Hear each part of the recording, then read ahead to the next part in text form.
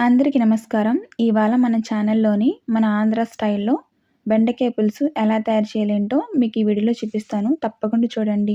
నేను చెప్తున్న ఈ టిప్స్ ఫాలో అవుతే మీ ఇంట్లో కూడా ఎవరికైనా బెండకాయ పులుసు అంటే ఇష్టపడతారు. కాబట్టి ఈ వీడియో చివరి వరకు చూడండి.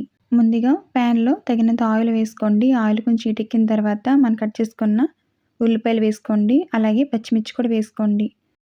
ఇప్పుడు ఉల్లిపాయలు బంగారం రంగు వచ్చే వరకు వేగించాలి. ఇలా వేగించిన తర్వాత ఉల్లిపాయలు ఇలా వేగిన తర్వాత మనం కట్ చేసుకున్న బెండకాయలు, టమాటాలు వేసుకోండి. ఇలా వేసిన తర్వాత మూత పెట్టి టమాటా సాఫ్ట్ అయ్యే వరకు ఉడికించండి. ఇప్పుడు మూత తీసి 1 టీ స్పూన్ దాకా సాల్ట్ వేసుకోండి. అలాగే 1/2 టీ స్పూన్ పసుపు వేసుకోండి. 2 స్పూన్ల కారం వేసుకోండి. ఇలా వేసిన తర్వాత ఇప్పుడు ఒక చిన్న గిన్నెలోని చింతపండు తీసుకోండి. అది నిమ్మకాయ సైజ్ అంత తీసుకోండి.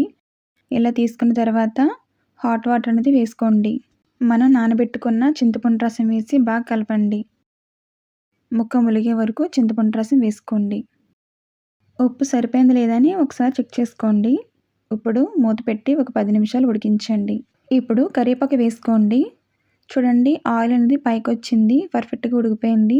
ఆంధ్ర స్టైల్‌లో బెండకాయ పులుసు రెడీ అయిపోయింది. మీకు వీడియో నచ్చినట్లయితే తప్పకుండా లైక్ చేయండి.